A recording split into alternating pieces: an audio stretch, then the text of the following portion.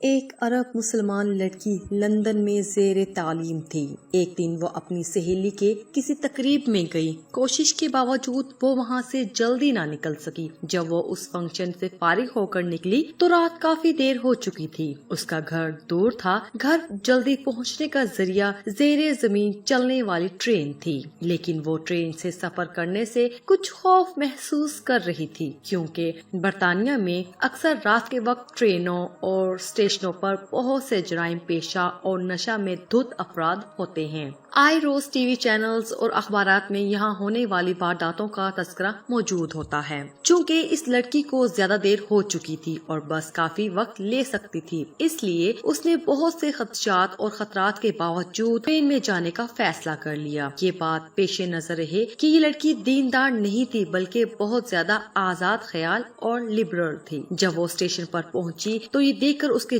جسم میں ایک سرد لہر دوڑ گئی کہ اسٹیشن بالکل سنسان ہے، صرف ایک شخص کھڑا ہے جو حلیہ سے ہی جرائم پیشہ لگتا تھا۔ وہ انتہائی خوفزدہ ہو گئی۔ پھر اس نے خود کو سنبھالا اور ہمت کی، قرآن آیت کا ورد کرنا شروع کر دیا۔ اسے جو کچھ زبانی یاد تھا، جسے ایک عرصے سے وہ بھولی ہوئی تھی، سب کچھ پڑھ ڈالا۔ اتنے میں ٹرین آئی اور وہ اس میں سوار ہو کر بخیریت اپنے گھر پہنچ گئی۔ اگلے دن کا اخبار دیکھ کر وہ چونک اٹھی۔ اسی اسٹیشن پر اس کے روانہ ہونے کے تھوڑی دیر بعد ایک نوجوان لڑکی کا قتل ہوا اور قاتل گرفتار بھی ہو گیا۔ وہ پولیس اسٹیشن گئی۔ پولیس والوں کو بتایا کہ قتل سے کچھ دیر پہلے وہ اس اسٹیشن پر موجود تھی۔ میں قاتل کو پہچانتی ہوں، اس سے کچھ پوچھنا چاہتی ہوں۔ جب وہ مجرم کے سامنے پہنچی تو اس سے پوچھا، کیا تم مجھے پہچانتے ہو؟ اس نے جواب دیا، ہاں پہچانتا ہوں، رات کو تم بھی اس اسٹیشن پر آئی تھی۔ لڑکی نے پوچھا، پھر تم نے مجھے کیوں چھوڑ دیا؟ وہ کہنے لگا، میں تمہیں کیسے نقصان پہنچا تھا؟ تمہارے پیچھے تو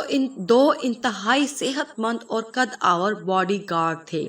یہ سن کر لڑکی حیران ہو گئی۔ اسے یقین ہو گیا کہ قرآن کی آیتوں کا ورد کرنے کی وجہ سے اللہ کی طرف سے اس کی حفاظت کی گئی۔ وہ واپسی پر اللہ کے تشکر اور احسان مندی کے جذبات سے مغلوب تھی۔ اللہ کی مدد اور نصرت پر اس کا بھروسہ مزید بڑھ گیا تھا۔ اگر ہم اپنے دل کی گہرائیوں سے اللہ کو پکاریں اور اللہ کی تائید اور نصرت پر بھروسہ رکھیں تو ہم اللہ کی رحمت سے کبھی محروم نہیں رہیں گے۔